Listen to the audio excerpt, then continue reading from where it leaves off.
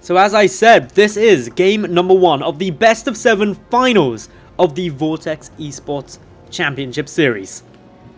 We've got a Zerg and a Terran who's battled through to make it here.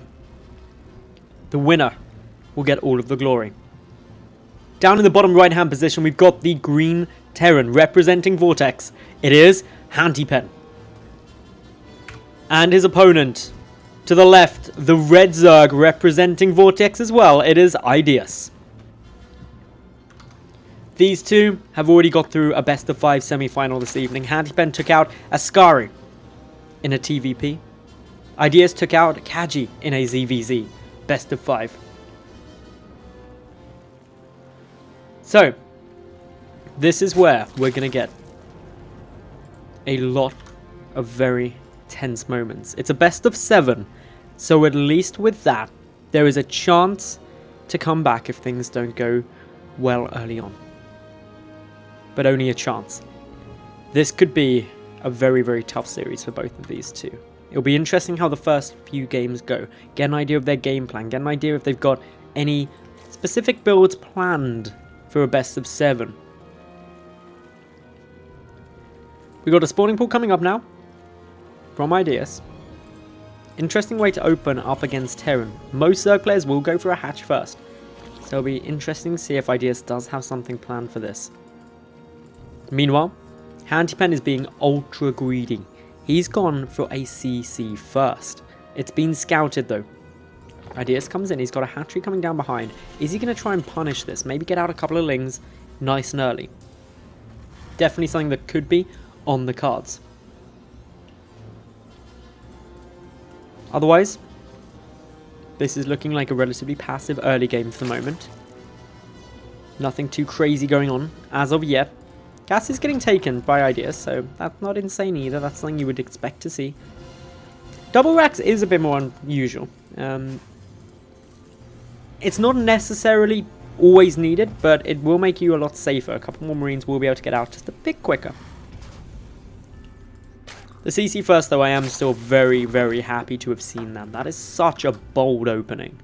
Really bold.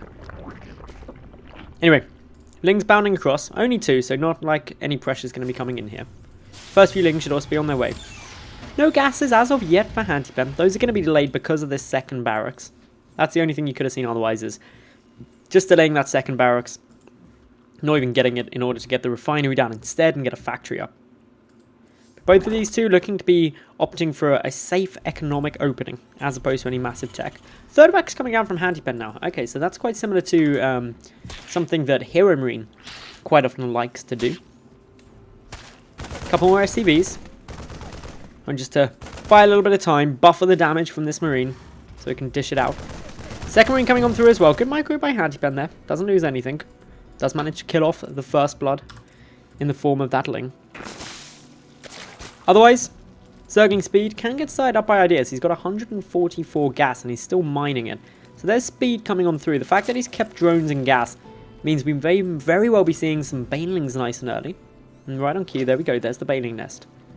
A little bit of a baneling bust could be a nice way to go here, considering Hantypen has been just so greedy in terms of going for that CC first. Got to keep an eye on it though. Ling just coming up, coming to check. Have a little peek. What's going on? Nearly dies, manages to just get away though. What's the queen count at the moment? Okay, so 3 queens, 1 dedicated to creep spreading, the others injecting. A few little bumps in the injects with a little bit of energy left over on those queens.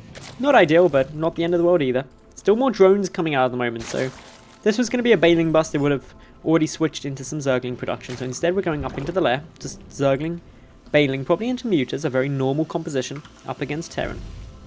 Meanwhile, still very little in the way of tech from Hantypen. He's just getting down combat shield actually, even before getting stim or anything, and getting an incredibly early 3rd CC. This 3rd CC is not like super early or anything that crazy, it's just very, very early to get a 3rd CC before you even got for say like a factory or something. I must say, very interesting to see what's going to be used with that combat shield. If it's for anything in particular, it could just be for defensive reasons. 3rd base now coming up. from Ideaus, but note that's actually a long way behind the 3rd CC of Hantypen. Now, Hantypen may not necessarily be able to float it down. He just may not have time to do that, may not feel safe to do that, especially with an Overlord ready to scout it. But he's going to start the SCV production. He's going to have that mule available, an extra scan available, and that in itself is a very important resource to have. Here's the Spire coming down now from Ideaus. So he's been very conservative with his gas, only actually spending it on a Baneling nest and speed so far. However, quite a few Marines now wandering their way forward. Going to be looking to try and get a bit of damage down. Not sure if they're going to be able to or not. Still wandering forward.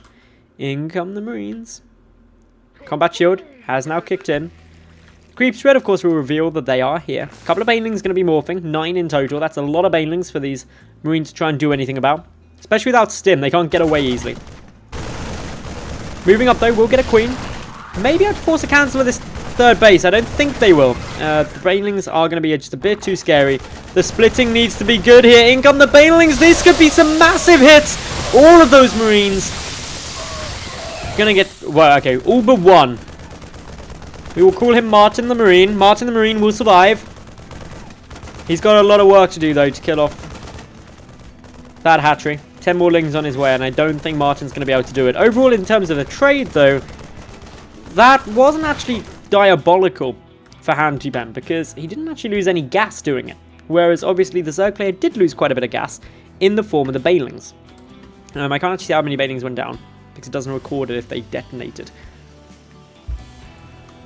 Still, got a lot more barrack coming on through. That 3rd orbital command already finished. The double upgrades as well coming in now from Hantypen. That's going to give him a very big advantage in terms of the upgrade lead. There's no even evolution chambers down as of yet.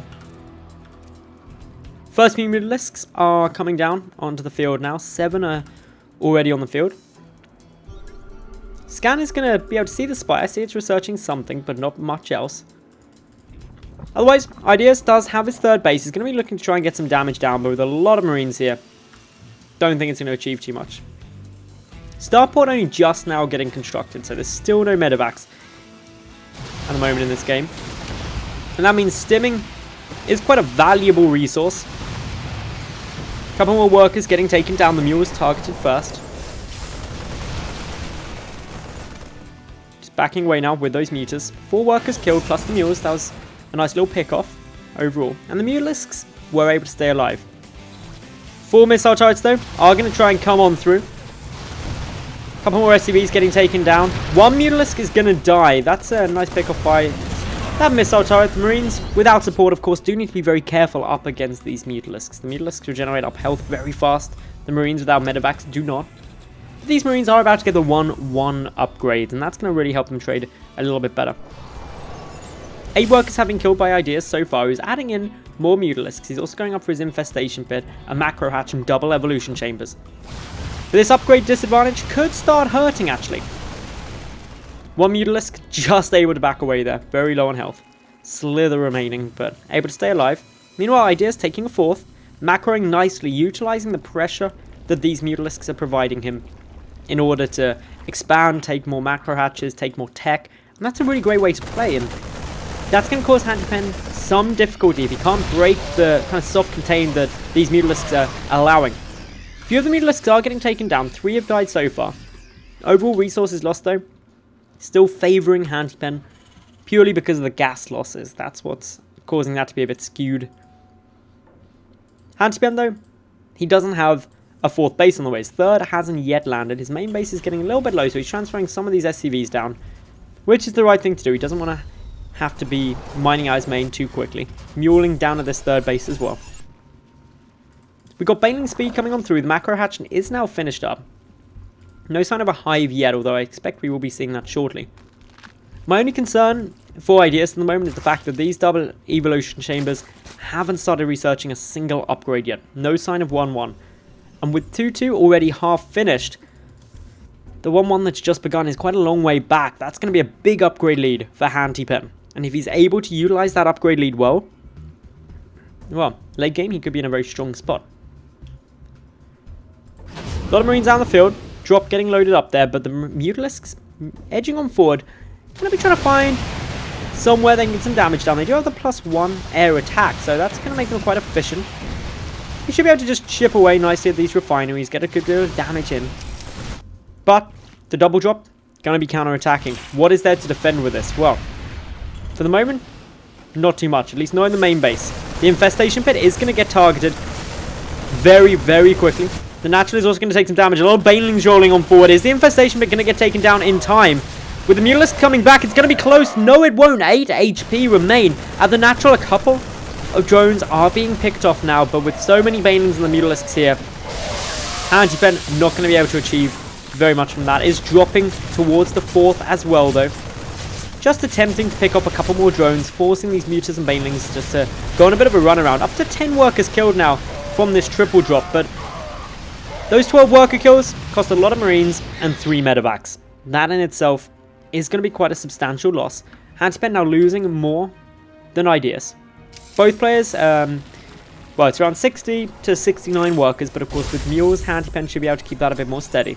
He's going to start up his 4th command center now as well, so he's looking to just continue up in order of these progression of bases. We're approaching the 16-minute mark in game.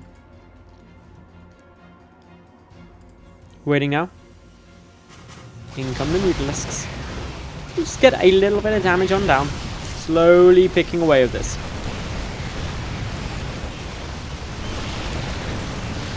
All going very, very nicely for the time being. A couple more SCVs will get picked off. Overall, the Mutalisk kill count up to 8 now. The resources lost pretty level actually. Neither player taking a big advantage yet. Both players managing their money fairly well. The upgrade lead though for Hantypen is still there. If 2-2 doesn't start quickly on the ground, it's going to become a bit of a nightmare dealing with these 3-3 infantry. Medevac count up to 5. That's looking quite nice. The mine count as well is also looking very, very healthy. 10 of those out on the field. But still, we are up to Hive. No sign of any Ultralisk cannon, but we do have Adrenal Glands on its way through. Mutalisks still being very active out on the map. Just making sure that they're dealing with, or they were dealing with anything they could find. Not anymore. Now they're just chilling. Need to stay very active. Still no sign of 2-2. This is going to become a problem. If 3-3 kicks in, that's a 4 upgraded advantage for Hantypen against Ideaus, and that's going to hurt. There's finally 2-2 on its way. At least it's starting to level on out. We do now have the Ultralisk Cavern on its way. So we'll be taking up, but Hantypen already maxed out. Moving forward, 3-3 is going to be kicking in for this timing. That's a big upgrade lead. If the engagements are nice, it could be very strong. The Widow Mines, not yet burrowed. Just going to be kicking for this now. The Banelings, though, edging on forward. Good hit on some of those Banelings, but more coming on forward. Couple of nice shots. A lot of those Marines get taken down. The Mutalisks going to be trying to engage, but these are 3-3 Marines now, remember. Mutalisks are not going to like trading up against those. Mines are still burrowed up, slowly coming off cooldown. There's 9 mines still remaining. I don't know where the rest are.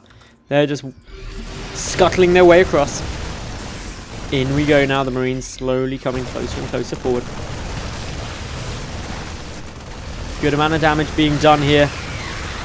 In come the Mutalisks. They want to try and trade. They want to try and focus down the medevacs if they can. The Mutalisks taking a lot of damage. Lings on the ground though, dealing a lot out. The Marine count slowly dropping. And now they are all taken on through. More Marines coming on in, but as are a couple of mines. The mines are all detonating in a pretty lackluster way actually. Not really achieving too much. But with the Marines reinforcing through. Hantypen pushing on forward. This 3-3 upgrade really helping him. Even those Ultras melting now to the Marines. No chitinous plating. No even 2-2.